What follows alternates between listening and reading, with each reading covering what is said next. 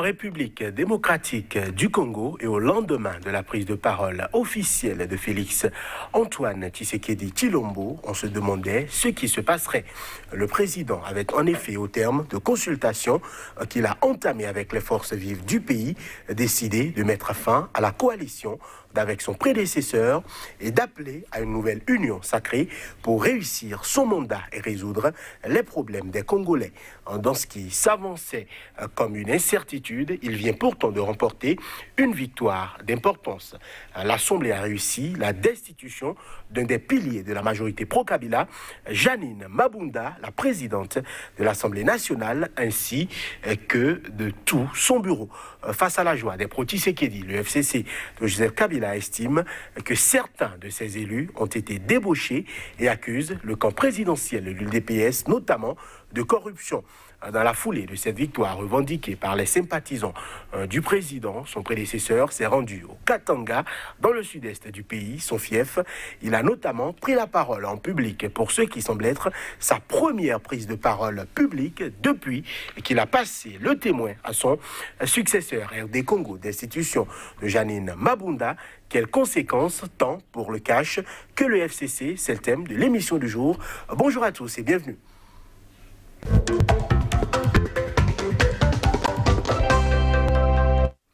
À nos côtés, Alphonse Moïsoudé, bonjour. Bonjour à vous et bonjour à tous. Vous êtes journaliste, vous êtes également analyste politique. Face à vous, Patrick Amampoyon, bonjour. Bonjour. Vous êtes coach en politique de développement et gestion de crise. Patrick Amampoyon, ma première question est pour vous. Au lendemain donc, de sa sortie face aux Congolais, le FCC avançait détenir une majorité de plus de 300 députés sur 500 au Parlement, mais il n'aura fallu que 4 jours pour que Janine Mabunda tombe de son siège de président du Parlement, ainsi que quasiment tout son bureau. Qu'est-ce qui peut expliquer ce résultat, selon vous? En fait, dans l'art de la guerre, Sun Tzu a l'habitude de dire, lorsque vous pourchassez quelqu'un, donnez-lui toujours la possibilité de fuir. S'il n'a plus la possibilité de fuir, il va utiliser ce qu'on appelle l'énergie du désespoir. Depuis le début de son mandat, Tshisekedi est dans une situation difficile où rien ne lui était accordé et tout était fait comme si il n'avait aucune possibilité de rejaillir. Attention, parce que lorsqu'on se retrouve dans une situation, rappelez-vous cette expression, cabri mort n'a pas peur du couteau. Alors, il a su utiliser l'énergie du désespoir, son désespoir personnel, le désespoir de la nation, le désespoir de plusieurs couches de la société pour pousser un certain nombre de députés à envisager l'avenir autrement. Je crois que ce qui s'est passé est une leçon de stratégie à tous ceux qui pensent qu'ils sont tellement en position de force qu'ils doivent étouffer l'autre. Non, quand vous étouffez l'autre, il peut utiliser l'énergie du désespoir et il arrivera ce qui est arrivé au Congo, impensable mais vrai. Oui, Kabila se cherche aujourd'hui. Alors, 281 voix contre 200. Janine Mabunda tombe ainsi que 4 des 5 membres de son bureau. Votre lecture, Alphonse Moïsoudé. Vous savez, quand Kabila était au pouvoir, il est passé, il avait la même issue, l'Assemblée nationale. Mais Tshisekedi, devant les deux chambres, disait hier que les objectifs fixés initialement par son gouvernement n'ont pas été atteints parce que la majorité à l'Assemblée nationale, qui ne lui était pas favorable, le bloquait. Donc, il a besoin d'avoir une majorité pour entreprendre ces réformes. Il disait, s'il n'arrivait pas à avoir la majorité, qu'il se trouverait dans l'obligation de dissoudre l'Assemblée. Et déjà, vous avez constaté que le FCC s'émiette déjà. Il y a François Roubota qui doit rejoindre l'Union sacrée. Le président a besoin d'une majorité pour travailler. Et si vous êtes là, vous bloquez, dans d'autres pays, on n'a même pas destitué le président de l'Assemblée nationale, mais l'homme fort, désormais, a su avoir avec lui les autres députés. Mais c'est tellement qu'à son niveau, il a tenté de leur faire entendre raison. Ils n'ont pas voulu. Il a choisi la monnaie la plus forte. Et vous voyez déjà comment il y a défection. En politique, c'est ça. L'Assemblée nationale, c'est le haut lieu de la politique. Et ça dépend de ce que vous proposez à vos adversaires. FCC estime qu'on a débouché ces députés à coup d'argent. Nous sommes en politique. Et quand il n'y a plus de conviction, c'est l'argent qui remplace la conviction. Donc, tu sais qu'il dit aujourd'hui, a gagné une victoire. Ce qui lui reste maintenant, c'est de dissoudre le gouvernement, c'est de demander, il a demandé déjà la démission du Premier ministre. S'il arrive à obtenir cette démission, c'est que désormais, il a toutes les manettes en main, il pourra mettre en chantier son programme d'action. Alors, accusé d'opacité dans sa gestion financière, Mabunda s'est défendu point par point. Il a appelé les députés à se prononcer sur des éléments purement techniques et non politiques. La bataille pour donc sa destitution est une bataille technique ou une bataille politique, Patrick Amopoyon? Ah non, une bataille politique. Une bataille politique, vous savez très bien que tant que tu as la protection du gouvernement, tu peux faire tout ce que tu veux. Hein. Donc, si elle a été destituée, c'est politiquement. Elle a été destituée politiquement et c'est à cause justement des erreurs politiques. Hein? Quand la présidente de l'Assemblée nationale menace le chef de l'État et tout ça, je crois que c'est des choses que... En tout cas, je crois qu'ils ont exacerbé la colère du peuple congolais. Au fait, que les députés aient pris de l'argent ou pas, ils sont dans le bon rôle, puisque le peuple en a marre de cette équipe qui a dirigé 17 ans, qui continue de faire blocage à tout, qui ne pense qu'à eux, qui ne pense qu'aux prochaines élections. Parce que s'ils faisaient même blocage dans le sens de la population, on peut comprendre. Mais c'est un blocage systématique dans le sens de tout contrôler, de tout régenter pour la réélection de Kabila. Ce n'est pas normal. Il faut que les gens pensent un peu au peuple. Le peuple n'a pas... Non. Fais ce que tu veux faire quelque temps, mais fous le cas après, laisse les gens souffler. Voilà ce qui est clair. L'Union sacrée de la nation vient donc de marquer ses premiers points. C'est féliciter le porte-parole du président en reprenant le slogan du chef de l'État. Selon vous, quelle est la prochaine étape de Félix Tshisekedi? Non, la prochaine étape, c'est la mise sur pied d'un gouvernement d'union nationale. C'est-à-dire qu'il faut faire partie du Premier ministre qui est là. Je crois qu'au cours d'un entretien, il a été question de sa démission. Est-ce que le Premier ministre va accepter de démissionner? Parce que c'est encore le dernier bastion de Kabila. Il va falloir que le président procède de la même manière pour avoir avec lui le gouvernement. Parce que quand vous êtes chef de l'État, c'est que vous faites une coalition avec quelqu'un qui vient de perdre le pouvoir. Forcément, ses affidés se battent pour qu'il revienne. La famille Kabila a quand même encore des entrées dans le pays. Ils ont mis la main sur l'économie du pays.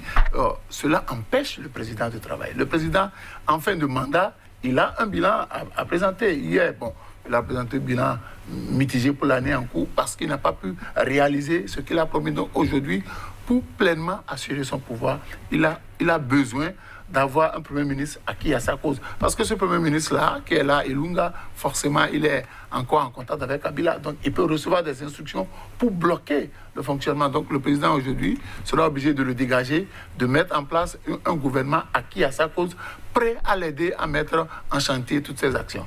Alors, Joseph Kabila dispose encore, donc on le sait, d'une vaste majorité, cette fois-ci au Sénat, dont il est membre, d'ailleurs membre à vie, si je ne m'abuse. Le président Tshisekedi s'est exprimé donc ce lundi devant les deux chambres du Parlement. Donc nous allons suivre un extrait de son discours, c'était ce lundi. Malheureusement, la réalité des faits est que, malgré les efforts que j'ai déployés, les sacrifices que j'ai consentis et les humiliations que j'ai tolérées,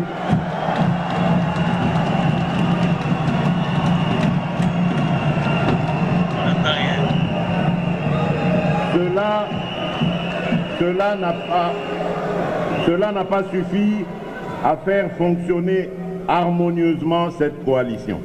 J'ai noté une forte convergence entre la très grande majorité des partis consultés et moi-même sur la nécessité de rompre avec une coalition FCC cash devenue paralysante pour l'action du gouvernement.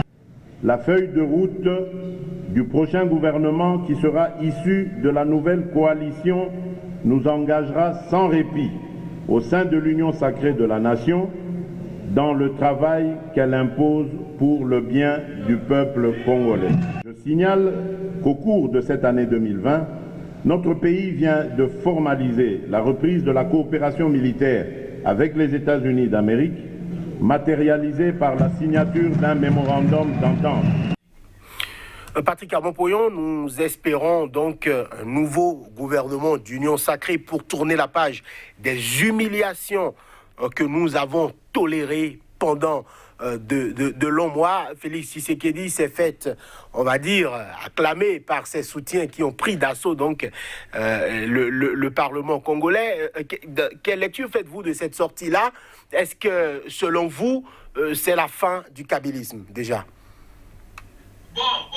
Je crois qu'on ne peut pas vendre la peau du loup. Politiquement, c'est difficile, mais je crois que l'expérience qu'il y a en face de Kabila, je crois que Kabila a minimisé la possibilité d'un regroupement de l'ex-opposition. Il a minimisé ça. Parce que Tshisekedi, depuis le départ, a montré qu'il n'est pas le fils de son père pour rien. Et en plus de ça, il vient de récupérer Jean-Pierre Bemba, il vient de récupérer Moïse Katumbi. Alors là, je crois que Kabila a des soucis à se faire. Sans oublier que des ténors de son camp sont déjà en train de rallier. Donc, ce qui va se passer, c'est que la manière dont les autres vont gérer la suite, parce que si eux aussi se mettent ensemble et ont pour seul objectif les élections présidentielles à venir, je crois que là, Kabila a encore son mot à dire. Mais si ils se disent, faisons en sorte que le prochain mandat soit encore un mandat pour tuer totalement la Kabylie, je crois que là, on peut considérer que Kabila est du passé. Parce que là, Kabila a fait trop d'erreurs. Je vous donne un exemple très simple. Il a une coalition, tout le monde dit FCC. Mais regardez les postes. Les postes ont été occupés par le parti de Kabila. Il n'a pas donné suffisamment de postes à ses associés dans FCC. Donc, eux aussi, ils cherchaient l'occasion de lui rendre le coup. Donc, c'est pour dire qu'il a été trop gourmand à tout point de vue. Et je crois que ça, là, ça présage de lendemain difficile pour lui. Mais cela dépend. Seulement, on n'est pas dans un pays d'amateurisme comme on peut avoir dans certaines classes politiques dans la sous-région africaine. Mais je crois qu'avec un Tshisekedi, un Jean-Pierre Bemba, un Moïse Katumbi, et plus ceux de son camp qui sont en train de rejoindre, il va être difficile que Kabila puisse rebondir dans le sens de faire encore peur d'ici les prochaines élections.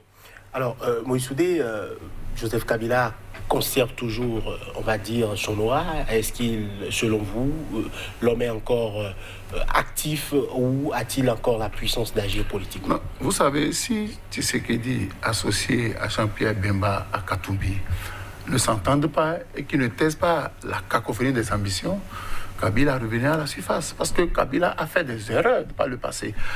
Dans sa coalition, il n'a pas pensé aux autres, il n'a pensé qu'à lui. Donc, il a placé, comme l'a rappelé le coach, ses hommes au niveau des grands postes. Il a oublié les autres. Il faudrait que Tshisekedi tire le son de cette mauvaise stratégie-là pour ne pas tomber. Parce que Kabila ne va pas se reposer. Même s'il a perdu son bureau, le bureau qu'il avait mis en place a été balayé, il va trouver d'autres stratégies pour revenir. Donc il va falloir que Tshisekedi soit prudent et qu'il ne fasse pas des mécontents. Parce que quand on fait des mécontents, forcément, ça se retourne contre vous. Donc aujourd'hui, il faut tout faire pour finir avec le kabylisme. C'est-à-dire qu'il faut donner aux autres ce qu'il faut leur donner pour les maintenir dans la coalition. Parce que quand on fait une coalition pour gérer le pouvoir, c'est qu'il faut que chacun y trouve sa part.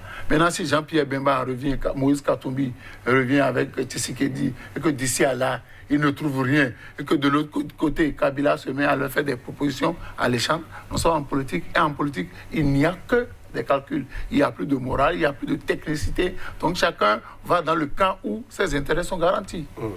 Alors, Patrick Amampoyo, le président Tshisekedi, il a reçu les officiers de l'armée congolaise au même moment que Janine Mabunda était en train d'être destituée par l'armée. Les officiers lui ont garanti de n'exécuter que ses ordres. Est-ce que, selon vous, il y a un risque sécuritaire pour le chef de l'État congolais? Non. Je crois qu'il a suffisamment de garanties de l'Afrique du Sud, de garanties de l'Angola, de garanties du Rwanda et autres. Non, je crois que si Kabila tente quelque chose sur le plan militaire, ça risque d'être définitivement sa fin.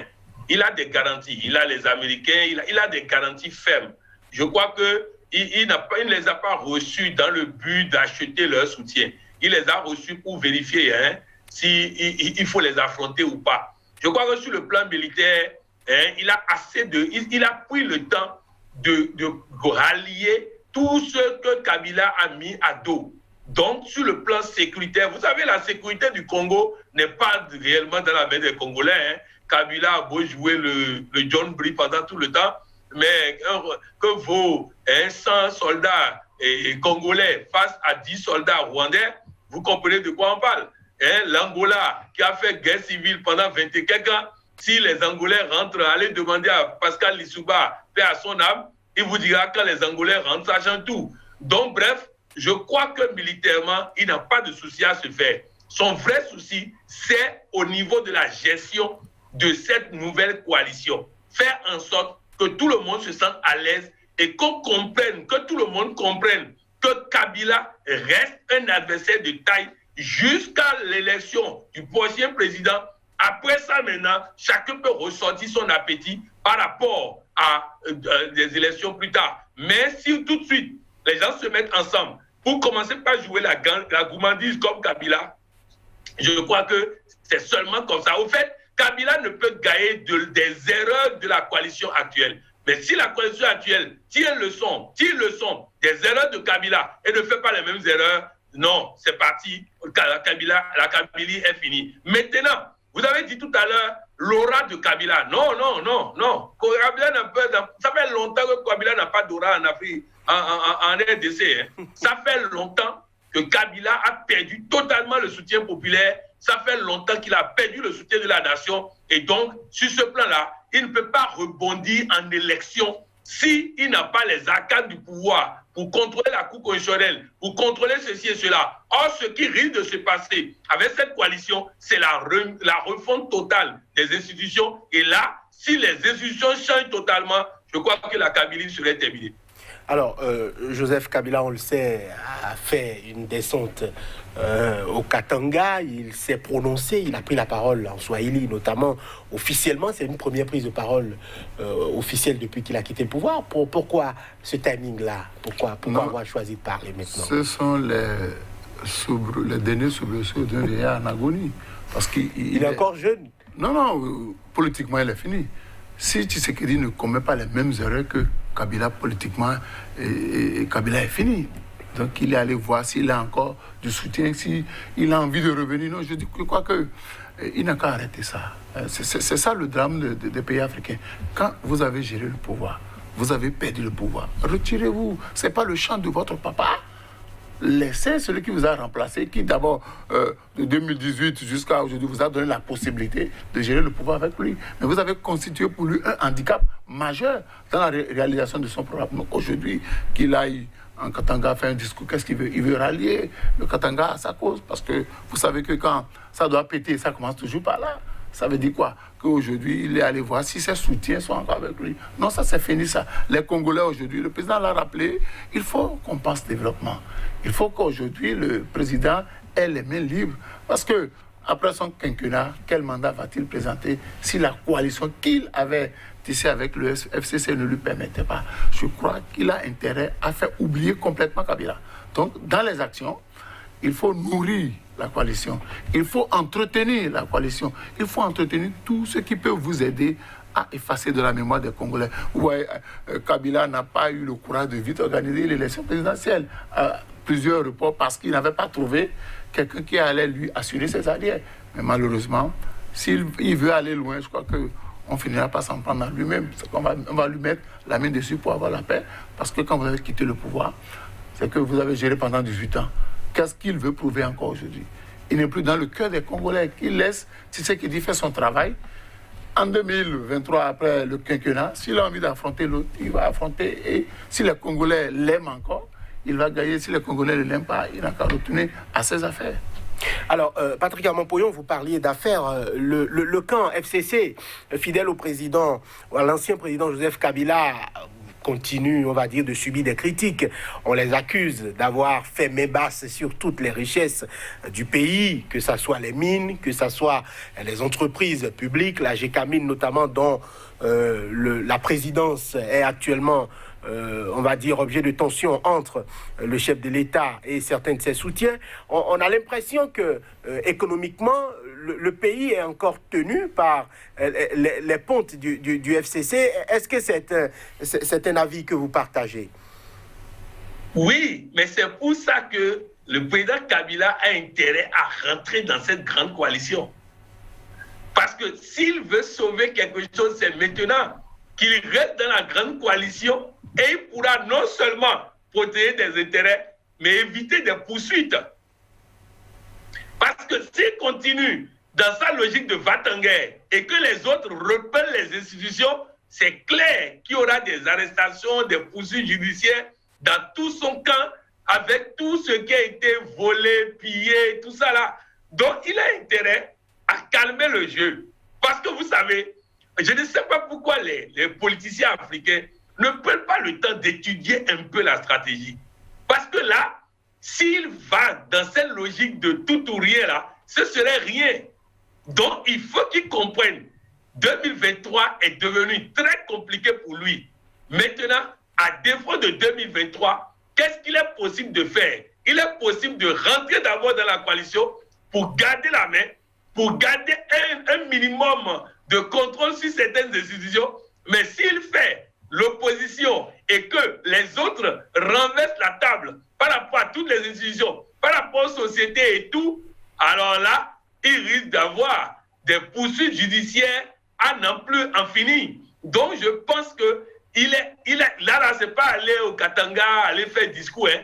Ça, là, c'est envisager la possibilité de participer à cette grande coalition. Oui, tout pour la nation, on y va. Nous aussi, on concède, on négocie certaines fonctions, on négocie certains trucs, on négocie certains privilèges. C'est comme ça qu'il peut sauver son équipe. Mais sinon, imaginez par exemple que la table est renversée, qu'on arrête la présidente de l'Assemblée nationale, il va faire quoi? Qu'on arrête des ministres pour détournement, il va faire quoi? Qu'on arrête ceci. Donc, vous voyez, en tout cas, si moi, j'étais son stratège, j'étais son coach, je lui dirais tout de suite de rentrer lui-même dans cette grande coalition. Parce qu'actuellement, l'idée d'une grande coalition pour sauver le Congo est une idée populaire. Ça veut dire qu'en laissant cette idée au président Tshisekedi, il laisse la popularité au président Tshisekedi. Donc, il faut rentrer dans cette idée populaire, quitte à ce qu'avec le temps, il reconstitue ses forces. Mais s'il reste là à jouer, je suis hors de ce que veut le peuple, alors je ne garantis pas que ses collaborateurs seront dehors pour l'aider en 2023 pour faire campagne. Alors, le président Félix Tshisekedi vient de faire 2 ans. On a vu qu'il y avait eu certains pontes de l'armée, notamment sous sanction de l'ONU, sous le régime Kabila, qui ont été décapités entre-temps. On a l'impression que c'est un processus pour le président Tshisekedi, cette reprise en main donc de l'appareil politique du pays que représente le gouvernement. Militairement aussi, il a eu le temps de prendre ses marques, de sauter certaines personnes, même si visiblement les problèmes au sein donc de la coalition FCC-CACH ont démarré depuis ces changements-là, notamment à la tête de l'armée, puis ensuite la signature de certaines ordonnances, notamment pour la nomination de nouveaux juges à la Cour constitutionnelle. Vous savez, c'est ça qui m'étonne chez les pro-Kabila. Quelqu'un est venu au pouvoir, il a la possibilité de placer ses hommes. Parce que je ne peux pas être président de la République et continuer à conserver à des postes stratégiques qu'on appelle les hommes de celui qui a géré le pouvoir. Et aujourd'hui, si la coalition, lui, avait facilité la tâche, lui avait donné la possibilité de mettre en œuvre son programme d'action. Mais la Constitution est claire, c'est la majorité au Parlement qui désigne. Mais est-ce que la majorité... la majorité est FCC. Est-ce que la Constitution demande à la majorité de bloquer le fonctionnement du gouvernement? Est-ce que la Constitution demande à la majorité d'empêcher le président élu de mettre en chantier son programme? C'est pas possible. La majorité est là pour faciliter le travail. Mais il s'est rendu compte que cette majorité est devenue pour lui un goulot d'étranglement. En 2023, s'il ne mettait pas fin à cette coalition, en 2023, quel bilan va-t-il présenter? Parce que lui, il a envie d'être réélu. Donc aujourd'hui, il se débarrasse de... Je crois que Kabila, s'il veut être honnête, s'il veut vivre longtemps, et s'il veut conserver ses affaires, il ferait très vite fait de rentrer dans les rangs. Parce que si à un moment donné, vous voyez, le discours du président Tshisekedi, c'est comme on dit, c'est « Nyanama », quoi. C'est le ras-le-bol. Parce que je suis élu, mais je ne travaille pas. Parce qu'une certaine coalition m'empêche de travailler. Et derrière cette coalition, on voit la main de Kabila. Donc il faut que Kabila se dise, entre mes intérêts personnels et le développement du Congo, qu'est-ce qui doit prédominer? Et aujourd'hui, le président a besoin des hommes. Je crois que petit à petit, il va prendre en main le contrôle de toutes les institutions, tant pis pour Kabila, s'il ne rentre pas très vite dans les rangs. Non seulement on finira par le mettre en prison, on va mettre ses affidés en prison, on va le dépouiller de tous ses biens, comme il a fait aux autres. Donc il ferait mieux de réfléchir pour savoir qu'est-ce que je fais. Je m'associe à Tshisekedi pour gérer le Congo pacifiquement, ou je joue à l'enfant rebelle et je paie tout. Alors, 2,3 millions de kilomètres carrés, 9 frontières, des conflits, notamment dans l'Est. Patrick Amompouillon, est-ce que, selon vous, la RD Congo peut se relever et résoudre ses problèmes par sa richesse? Oui. Je crois que le président Tshisekedi a prouvé qu'il peut. Parce qu'il serait venu un peu comme celui qui se déclare président élu, qu'il aurait tout cassé, parce qu'il aurait affronté directement Kabila qui maîtrisait encore l'armée, maîtrisait encore les institutions et tout. Mais Tshisekedi a été vraiment un animal politique. Il a pris le temps véritablement de prendre un certain nombre de garde-fous, de prendre un certain nombre de garanties, d'avoir des soutiens vers ces frontières-là. La plupart des pays frontaliers supportent Tshisekedi et pas Kabila. Donc, à partir de cet instant, militairement, politiquement, en termes de popularité, il a trouvé le bon moment pour décapiter la Kabylie. Et je crois que la Kabylie a le choix maintenant entre prendre acte du fait qu'ils ont été décapités et jouer au plus fin, au plus malin, ou bien jouer les je m'en fous, les jusqu'au boutistes et perdre tout. Vous savez, la politique en Afrique, on mérite tous d'aller à l'école politique. C'est-à-dire même le citoyen a besoin d'aller à l'école politique. Parce que franchement, je me dis, quand je vois que des gens qui ont dirigé un pays pendant 17 ans, 18 ans, pensent qu'on peut mettre un couteau sur la gorge du président élu, du chef de l'État, on peut mettre un couteau sur sa gorge et il va rester tranquille.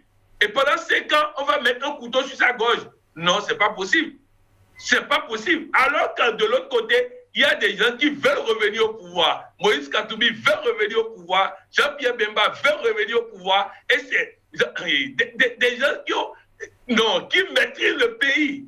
Mais tous ceux-là sont là. Et puis, bon, les gens de Kabila font comme si ils sont toujours au pouvoir. C'est eux toujours la présidence. C'est eux toujours ceci. Non, je crois que ils ont organisé un procès aux collaborateurs du chef de l'État. Ils ont condamné le gars à des prisons, 20 ans ou je ne sais pas quoi. Tout ça. Donc, c'est carrément un terrain conquis. Ils font ce qu'ils veulent, sachant pas que l'énergie du désespoir permet à tout moment de renverser la table. Et je crois que c'est le processus de renversement de la table qui a commencé. Alors, les chancelleries soutiennent visiblement Tshisekedi, à commencer par les États-Unis, qui l'a dit officiellement, nous appuyons le processus démocratique en cours et en regardant ce qu'il y a de meilleur pour l'avenir de la RDC. La France dit aussi soutenir les réformes engagées par le président, appelle toutes les parties prenantes à un débat politique apaisé. La Belgique dit être prête à contribuer à la mise en œuvre des importantes réformes du président Tshisekedi. Pourquoi tout le monde s'allie? La RDC est un scandale géologique. La RDC a des ressources minières, minéralogiques dont on a besoin. Tout cela vient pour puiser dans le sol congolais. Il n'y a rien d'autre, c'est les intérêts. Parce qu'ils ne peuvent pas dire le contraire. Ils vont soutenir Kabila. Tshisekedi va leur couper les ponts, tranquillement. Donc aujourd'hui, chacun vient faire en griffe allégeance pour dire nous allons continuer, donne-nous la possibilité de continuer par faire nos affaires. Parce que dès que Tshisekedi va constater que l'un d'entre eux apporte encore son soutien à Kabila, tranquillement, vous savez qu'il y a le pétrole, il y a tout en RDC. Donc chacun veut continuer par faire ses affaires dans la paix. Ils ont intérêt parce que si le Congo brûle, ils n'auront plus rien.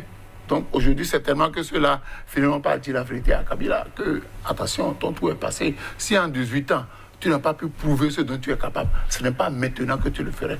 Donc, tu sais qu'il dit, ayant avec lui les puissances occidentales et américaines, il pourra se dire que si j'entame des réformes, je serai soutenu. C'est pourquoi il demande à toutes les forces politiques. Parce que quand on vous demande d'animer la vie politique de votre pays, ce n'est pas d'être un handicap pour celui qui est élu, mais c'est de lui proposer des alternatives crédibles. Vous n'allez pas passer tout votre temps à défendre Kabila, qui n'est plus aux affaires, mais qui, en sous-main, fait ses propres affaires, il s'enrichit tout le temps, et vous, il vous envoie au front. Je crois qu'aujourd'hui, puisque Tshisekedi a pu se faire entourer de toutes les garanties pouvant lui permettre de dérouler son programme. Je lui demande s'il y a des gens qui continuent de constituer des handicaps pour lui, qu'ils les mettent ou pas. Parce qu'aujourd'hui, le Congo a besoin de se développer. Le Congo a connu des périodes sombres. Vous ne pouvez pas avoir un sous-sol riche et ne pas être développé. Ce n'est pas possible. Et que ce soit des individus qui soient riches au détriment d'un État. La famille Kabila est très riche. Ils avaient mis entre-temps la main sur la richesse du pays. Aujourd'hui, il est temps qu'ils lèvent cette main et qu'ils donnent les moyens à Tshisekedi de développer le Congo. Alors, cette affaire de richesse revient, c'est extrêmement récurrent. Patrick Armand-Poyon, certains seraient extrêmement nantis, tandis que l'État congolais est pauvre. On parle d'à peine 500 millions de dollars disponibles dans les caisses du pays. Qu'est-ce qui explique ces inégalités-là et comment faire pour que la richesse du pays puisse profiter au peuple congolais? Vous savez, Tshisekedi est vraiment le fils de son père. Et vous savez quelle éducation il a reçue. On ne dira pas qu'il est honnête, c'est difficile d'en trouver politiquement. Mais je crois que Tshisekedi a une opportunité historique. Parce que au-delà de Moïse Katumbi, qui est puissant, qui va venir, au-delà de Jean-Pierre Bemba, qui est puissant, qui va venir, il y a la société civile qui va venir fortement.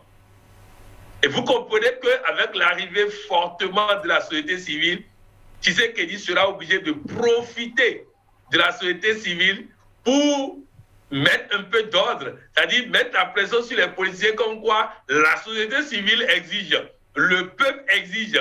Il y aura un peu plus de transparence, beaucoup plus de transparence que sous Kabila, parce que Kabila a montré que c'est Kabila ou rien. Kabila a montré qu'il s'en fout de la nation, il s'en fout du développement, il s'en fout du peuple. C'est Kabila ou rien. C'est Kabila ou rien. Et donc, et l'autre chose, c'est qu'il s'est mis à dos. Parce qu'au-delà de la chancellerie internationale qui cherche les intérêts, il y a aussi le fait que Kabila les a presque chassés du pays. Donc, ils n'ont aucun intérêt à faire quoi que ce soit avec Kabila. Donc, tous, c'est-à-dire qu'il a opposé. Il s'est mis à dos les capitales autour du Congo. Il s'est mis à dos les Occidentaux. Il s'est mis à dos le peuple. Et la seule chose qu'il contrôlait, c'était les institutions. Mais là encore, il est en train de perdre les institutions. Je crois qu'il aurait tout perdu. Alors, la prochaine bataille semble visiblement déjà pour la primature et donc un nouveau gouvernement pour le président Félix Tshisekedi. Mais il y a une autre bataille qui, on va dire, a été mise un peu entre parenthèses. C'est le remplacement du président de la CENI, Corneille Nangaa, qui doit partir. Mais celui qui a été proposé, finalement, n'est pas issu des confessions religieuses comme cela a pu être entendu. On a l'impression qu'il y a une bataille rangée pour les positionnements stratégiques au sein des organes qui organisent les élections en cours aussi. Vous savez, tu sais qu'il dit il doit aller pas à pas. Il vient de gagner une première victoire. Il a balayé le bureau de l'Assemblée. Il a rencontré le Premier ministre. Il a demandé qu'il dépose sa démission pour qu'il puisse regarder maintenant. La CENI, c'est une institution que tout le monde veut contrôler. Il faut que Tshisekedi puisse trouver un homme de confiance. Ce n'est pas question de confession religieuse, c'est question d'homme de confiance.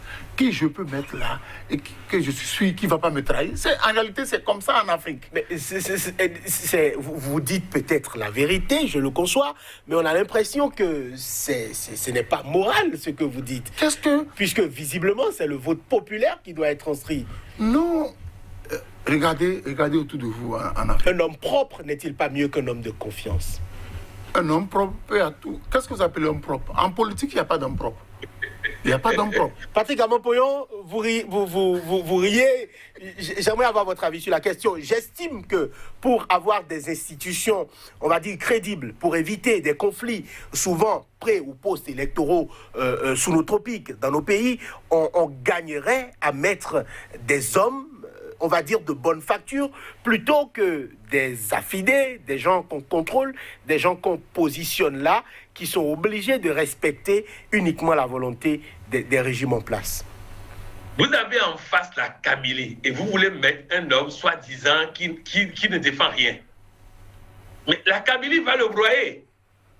C'est-à-dire que vous ne pouvez pas... Vous dites à un commissaire de police propre d'aller combattre des voleurs. Vous dites à un militaire respectueux des droits de l'homme et tout, d'aller combattre des terroristes. Voilà pourquoi les terroristes font de la pagaille dans beaucoup de pays. Allez aux États-Unis voir, allez dans les pays européens voir. La personne qui combat les terroristes n'est même pas connue du chef de l'État. Il est censé ne pas exister parce qu'il va utiliser des méthodes qu'on ne pourra pas défendre. Pour combattre quelqu'un, il faut quelqu'un qui pense comme lui. Pour combattre un voleur, il faut quelqu'un qui pense en voleur.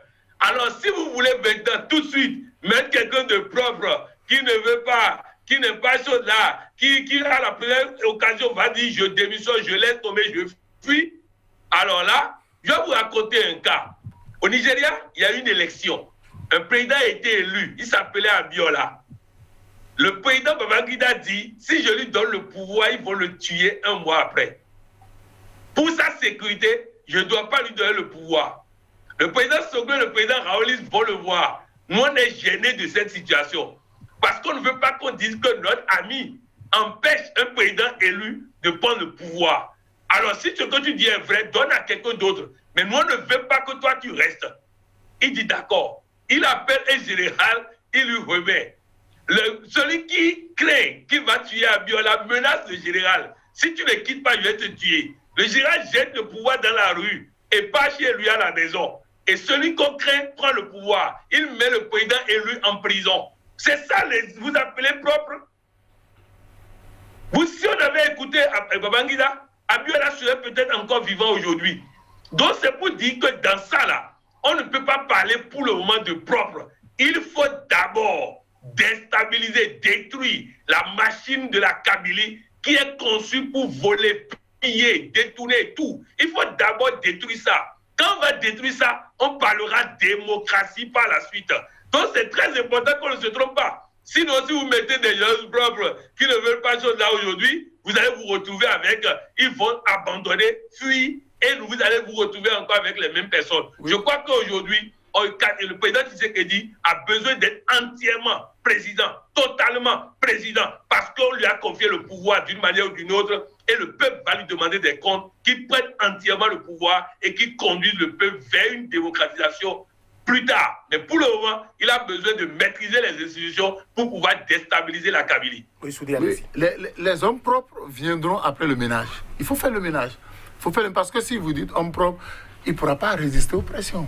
Il faut quelqu'un qui connaît le labyrinthe de la politique pour occuper des places. Parce que si c'est un prêtre, un curé, un pasteur qu'on met là, dès qu'on lui met la pression, il prend la tangente. Mais il faut quelqu'un qui est allé à l'école de Kabila, qui est aujourd'hui pro-Tshisekedi, à qui Tshisekedi a la confiance. C'est à lui qu'on va mettre c'est ceux-là qu'il faut mettre à la tête des institutions. Quand on va finir de nettoyer, quand on va maîtriser, quand on va anéantir complètement l'appareil Kabila, on pourra mettre les hommes propres, les hommes techniquement bons. Mais aujourd'hui, nous ne sommes pas à ce niveau-là. Il faut d'abord, il faut faire tomber la citadelle et on continue après.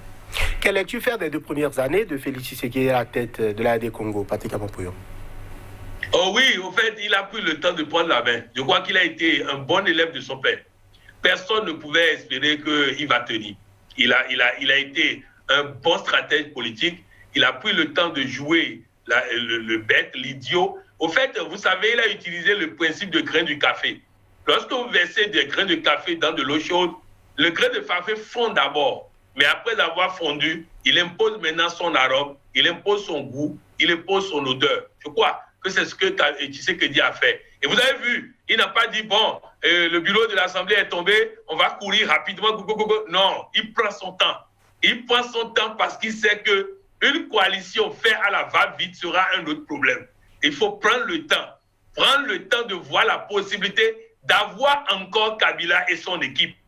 Parce qu'en les ayant, il n'aura pas la pression Katumbi, la pression Bemba qui sera très forte. Donc il a intérêt tenté d'avoir tout le monde. À défaut, il va faire les choses. Bref, je crois que c'est un monsieur, je ne sais pas qui est son stratège, qui l'aide, mais ils font du bon travail et je crois en leur avenir.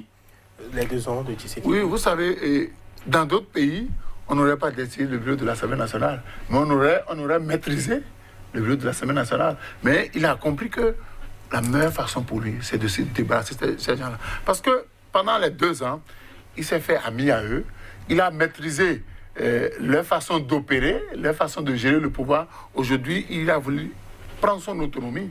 Parce que s'il continue à cette allure, s'il ne se débarrasse pas des pro-Kabila, il ne pourra pas. On a dit qu'il a présenté pour 2020 un bilan mitigé parce qu'il n'a pas réellement travaillé. Maintenant qu'il a décidé de travailler, maintenant qu'il les maîtrise, il va se débarrasser d'eux. Je crois que c'est une bonne stratégie. Il n'a pas fait comme dans certains pays, le président vient, il garde le même parlement, le même bureau, parce qu'il a peut-être sorti un peu d'argent pour maîtriser les gens.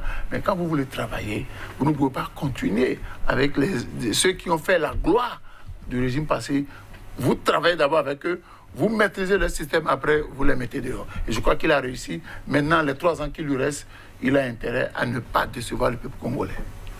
Patrick Abampoyo, nous allons parler de Joseph Kabila aussi. Selon vous, qu'est-ce qu'il va faire? Est-ce que vous avez une idée de ce que Kabila ferait? Non, je ne sais pas, parce que rien que son départ dans son fief exprime une panique. Ensuite, le fait qu'il n'a pas parlé depuis 2 ans, il parle, c'est qu'il est en train d'envoyer un message de l'heure est grave. Je crois que l'heure est grave pour lui. C'est une situation terrible. Et vous savez qu'avec la destitution du bureau de l'Assemblée nationale, c'est beaucoup de députés, même de son propre parti, qui vont commencer par chercher leur avenir. En fait, c'est des gens qui n'ont pas c'est-à-dire n'ont pas de collaborateurs pour toujours. Ils n'ont que des affidés qu'ils maîtrisent à coup de chantage, à coup d'argent, à coup de ceci.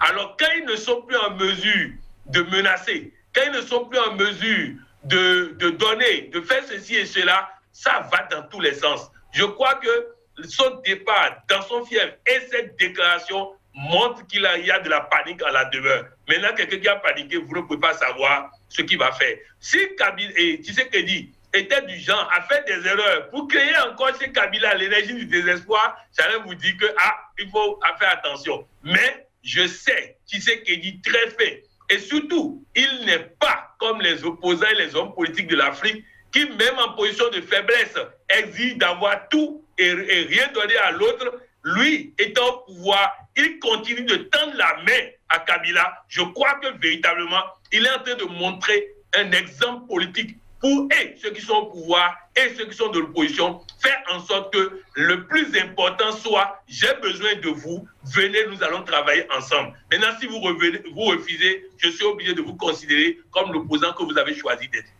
Alors, une idée de ce que va faire celui qui a conduit au destiné de l'AD Congo 18 ans durant?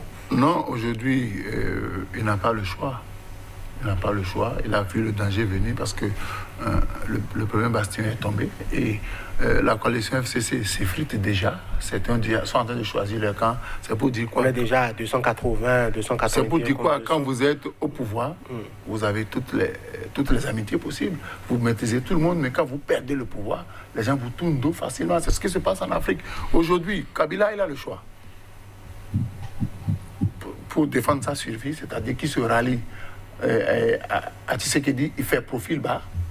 Mais s'il veut jouer au dur aux opposants, il va tout perdre. Parce que ses amis ont commencé par le lâcher.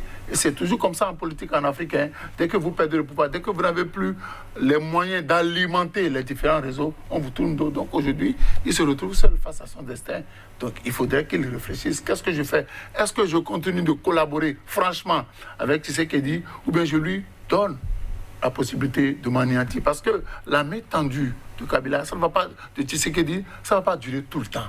À un moment donné, s'il refuse de saisir cette main tendue, Tshisekedi, en président élu, va prendre ses responsabilités et ça sera tant pis pour Kabila et son clan. Patrick Abampoyo, quand on analyse le personnage Joseph Kabila, on a l'impression qu'il n'est pas suicidaire. Il aurait pu peut-être conserver le pouvoir en 2018, se cabrer et peut-être que rien ne se passerait, peut-être que cela n'aurait pas été dommageable forcément pour lui. Il a quitté le pouvoir, il a été aussi fait stratège, visiblement, puisqu'il avait un accord secret avec Félix Tshisekedi. Quand on analyse le personnage, qu'est-ce qu'on peut s'attendre à le voir faire? Parce que, visiblement, il n'a pas été suicidaire. Non, il n'est pas suicidaire, et aucun riche n'est suicidaire. Hein. Aucun riche n'est suicidaire. C'est les pauvres qui sont suicidaires parce qu'ils n'ont rien à perdre. Aucun vrai riche n'est suicidaire. Donc, pourquoi il a fui pour aller chez lui? C'est pour sa sécurité. Il crée maintenant une arrestation, il crée maintenant des perturbations, il crée maintenant pour sa sécurité. C'est parce qu'il n'est pas suicidé. Je crois que, et même dans sa déclaration, vous n'avez pas vu une déclaration de va-t-en-guerre, non. Je crois que Kabila est en train de comprendre parce que les gens qu'il a poussés dehors, qu'il a menacés, comme les Katoumi et autres, ils sont aussi dangereux que lui. Donc il sait, les Bemba sont aussi dangereux que lui. Maintenant, le vent a tourné. Maintenant, vous savez, la situation du Congo me rappelle la situation du Bénin. Avec un Yahi Boni qui a pratiquement ridiculisé tous ses collaborateurs jusqu'au dernier moment en amenant un candidat à sortir des dessous de table qu'il a imposé à tout le monde. Et après les élections, tout le monde a commencé par le quitter. Donc, ce qui s'est passé là-bas, vous vous rappelez, jusqu'au dernier moment, Kabila ne disait pas qui est son candidat, imposant à tout le monde le silence dans son camp. Au dernier moment, il va sortir un candidat que lui-même sait qu'il ne gagnera pas. Et puis, il a fait tout. Après, il les a réunis chaque fois dans des retraites bizarres. Ensuite, il a monopolisé tous les postes au détriment de ses collaborateurs. Oui, c'est ça. Mais la différence, simplement, c'est que lui, ça a duré 2 ans. Mais avec Yahi Boni, c'était juste après les résultats que tout le monde a commencé par le quitter. Donc, c'est la même chose. C'est-à-dire que nous sommes, c'est maintenant que commence la fin de la Kabylie. Et la seule façon pour Kabila de revenir, c'est que les autres se mettent à se déchirer pour laisser une faille. Félix Tshisekedi désormais se mettre à bord du navire Congo? Oui, je crois qu'il a pris le gouvernail. Il va désormais, il a les coudées franches pour diriger, vu que Jean-Pierre Bemba, Moïse Katumbi, vous savez que c'est des gens très puissants, voilà, des personnalités politiques qui se sont enrichis sur le dos du Congo. Ils ont pris, ils ont exploité le sous-sol congolais pour se faire de l'argent. Donc aujourd'hui, ceux-là, ensemble... C'est déjà des héritiers. Oui, d'accord, mais en plus, ils ont pris ce qu'ils ont mis dans la guerre, vous savez très bien, le diamant du pays, tout. Aujourd'hui, ils sont avec Tshisekedi, ensemble, ils vont gérer. Et Kabila n'a pas intérêt à affronter ces gens-là, parce qu'il connaît tous autant qu'ils sont, il connaît leur degré de nuisance. Donc aujourd'hui, s'il veut conserver, aucun riche n'aime se suicider, s'il veut conserver sa fortune pour les générations à venir, il ferait mieux de faire le bon choix. C'est-à-dire que pas d'affrontement, il faut faire profil bas, parce que des histoires de 18 ans de gestion pourraient vous rattraper, parce qu'il a géré le Congo pendant 18 ans. On pourrait sortir des dossiers pour l'arrêter, arrêter ses affidés, arrêter ses frères. Donc aujourd'hui, il a intérêt à faire profil bas, à collaborer franchement, à laisser tomber tout affrontement, si tant est qu'il aime le Congo et qu'il a envie de revenir, qu'il montre sa loyauté vis-à-vis des Congolais pour dire je ne suis pas celui qui veut détruire le Congo, mais je suis celui qui veut contribuer à mieux gérer le Congo. C'est tout ce qu'il lui reste à faire. Alors, Patrick Amampoyon, vous parliez de conserver ses avantages. Il y a des voix qui disent ouvertement que l'ancien chef de l'État congolais touche des indemnités mensuelles astronomiques, monstrueuses, et qu'il faudrait, pourquoi pas, penser le frapper à la poche. Est-ce que, selon vous, on doit inquiéter Joseph Kabila déjà? Si c'est lui de voir. S'il inquiète, on va l'inquiéter. S'il inquiète, on va l'inquiéter. C'est clair. S'il est toujours dans tout sauf Katumbi, tout sauf Bemba, tout sauf ceci, il sera inquiété par cela. Donc, à partir de cet instant, la balle est dans son camp. Et moi, ça, je ne serais pas surpris que demain, vous apprenez que Kabila a quitté le Congo, que certains de ses lieutenants commencent par quitter le Congo. Parce qu'il n'est pas suicidaire, comme vous l'avez dit. Et là, je crois que c'est une défaite cuisante. C'est une défaite cuisante qui ne peut que donner suite à des lendemains difficiles pour lui. Donc moi, ça ne m'étonne pas qu'il quitte le Congo, ça ne m'étonne pas que certains lieutenants commencent par quitter le Congo. Et donc, vous voyez, la situation est à ce prix-là. Mais, contrairement à M. Soudé, je dis, et tu sais qu'il n'a pas encore la main libre, puisqu'il a récupéré encore des barons. Il a récupéré 2 barons de l'opposition. Il a récupéré certainement des barons de la Kabylie. Ça veut dire qu'il n'est pas aussi libre que ça. Des barons il aura ceux-là. Seulement ceux-là sont plus fins ceux-là sont plus fins, sont plus tacticiens, ils ne sont pas aussi tout pour moi, rien que pour rien pour les autres, comme Kabila. Alors, vous parliez des barons tout à l'heure. Moïse Katumbi, possibilité de revenir, puisque visiblement il a récupéré ses passeports, il a récupéré ses papiers. La condamnation, on va dire, qui avait été prononcée contre lui a été a été cassée par la Cour de cassation, je crois bien. L'homme est aujourd'hui revenu au Congo, il a repris ses quartiers à Lubumbashi. Non, vous savez, tu sais qu'il dit aujourd'hui, il doit composer avec tout cela. J'ai dit tantôt qu'il connaît le degré de nuisance. Que ce soit Jean-Pierre Bemba, que ce soit Katumbi, tu sais qu'il dit être obligé de composer avec eux et de jouer franc jeu avec eux. Parce que quand vous jetez un coup d'œil dans le rétroviseur, on a vu ce que ces hommes-là ont pu faire au Congo. Donc aujourd'hui, c'est vrai que tu sais qu'il dit il n'a pas les mains totalement libres. Mais il doit pouvoir collaborer avec ceux-là. Il ne faut pas qu'il ait à dos ceux-là comme l'a fait Kabila, où Kabila a renvoyé tout le monde. Il était seul maître à bord. Ce n'est pas possible. Donc aujourd'hui, si on a cassé les décisions, s'ils ont récupéré le passeport, il faut qu'ils discutent avec eux. Comment allons-nous gérer le Congo? Comment allons-nous faire pour faire le bonheur des Congolais? Aujourd'hui, ce n'est pas « je suis président, sans moi ». Les autres ne sont rien. Non, chacun a une contribution, que ce soit financière, technique, politique, à apporter dans la construction du Congo. Parce que le passé doit nous servir de leçon.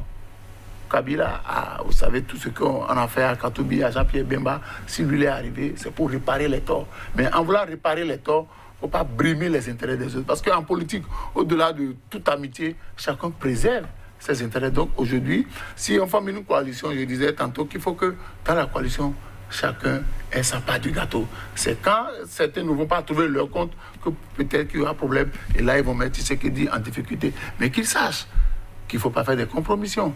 Ce n'est pas parce qu'on doit travailler ensemble qu'il faut se compromettre avec des forces occultes. Il faut qu'ils se disent que je suis le président. C'est moi qui vais rendre compte en 2023. Vous ne devez pas m'empêcher, parce qu'il a proposé, il a soumis à ses compatriotes quand même un projet de société.